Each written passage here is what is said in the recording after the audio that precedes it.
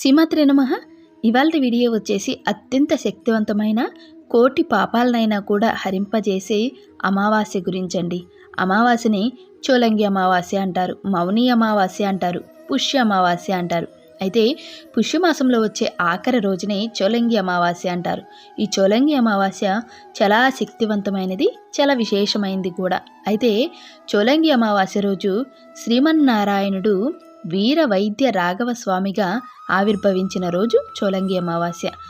ఈ చోలంగి అమావాస్య రోజు శ్రీ మహావిష్ణువుకి భక్తులు ఎంతో భక్తి శ్రద్ధలతోటి పూజిస్తూ ఉంటారు. పూజించినా కూడా అంత చక్కటి ఫలితం దక్కుతుంది అని శాస్త్రాలు చెబుతున్నాయి. అయితే ఈ అమావాస్యకి రోగహరణ శక్తి ఉంటుంది అని మన పెద్దలు చెబుతున్నారండి.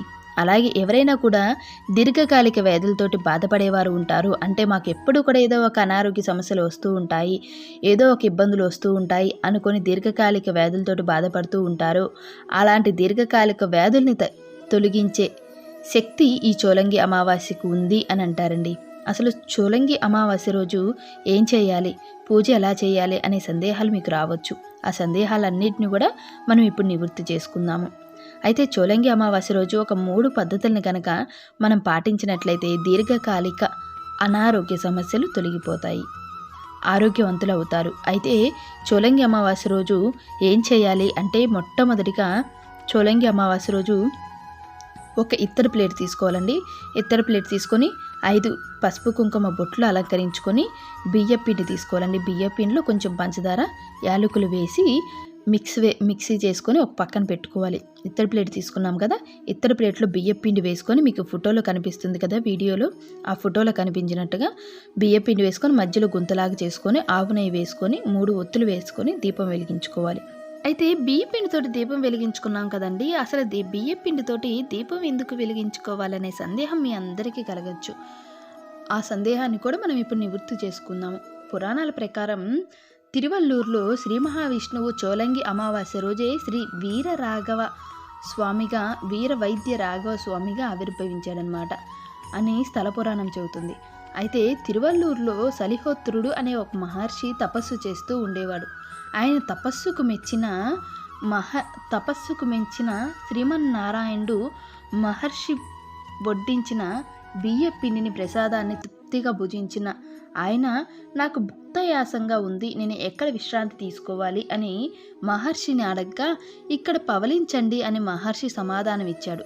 దానితో ముసలి బ్రాహ్మణుడు దక్షిణ వైపుకు తలపెట్టి ఉత్తరం వైపుకు కాళ్ళు ఉంచి తూర్పు వైపు చూస్తూ పవలించాడు. ఈ విధంగా పవలించిన ఆయనకు బ్రాహ్మణ్ రూపం పోయి శ్రీ మహావిష్ణువు రూపం ప్రత్యక్షమైంది. శ్రీ మహావిష్ణు రూపం ప్రత్యక్షం అవడంతో మహర్షి సంతోషించి పరిపరి విధాలుగా స్వామివారిని ప్రార్థించాడు. మహర్షి కోరిక ప్రకారం తను విశ్రాంతి కోసం పవలించిన శయన రూపంలోనే వీర రాఘవ స్వామిగా కొలువు తీరినట్లు స్థల పురాణం అయితే చెబుతుంది.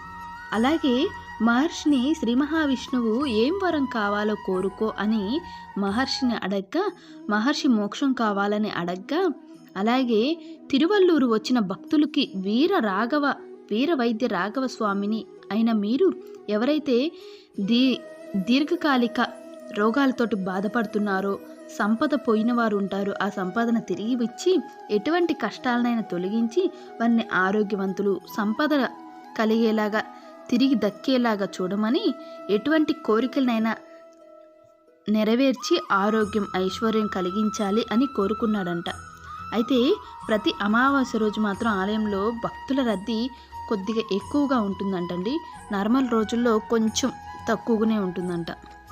మొదట దీపం పెట్టుకున్నాం కదండి, రెండవది వచ్చేసి శ్రీమన్నారాయణుడు ఫోటో ముందు దీపం పెట్టుకున్న తర్వాత వెండి కడియం తెచ్చుకోవాలండి. ఎవరైతే దీర్ఘకాలిక అనారోగ్య సమస్యలతో బాధపడుతున్నారో వెండి కడియమైన వాళ్ళ స్తోమతకు తగ్గట్టు రాగి కడియమైన తెచ్చుకొని స్వామివారి ముందు ఉంచి ధూప దీప నైవేద్యాలు సమర్పించి సంకల్పం చెప్పుకొని ఆ వెండి కడియాన్ని పూజ అయిపోయిన తర్వాత తమ చేతికి అలంకరించుకోవాలన్నమాట.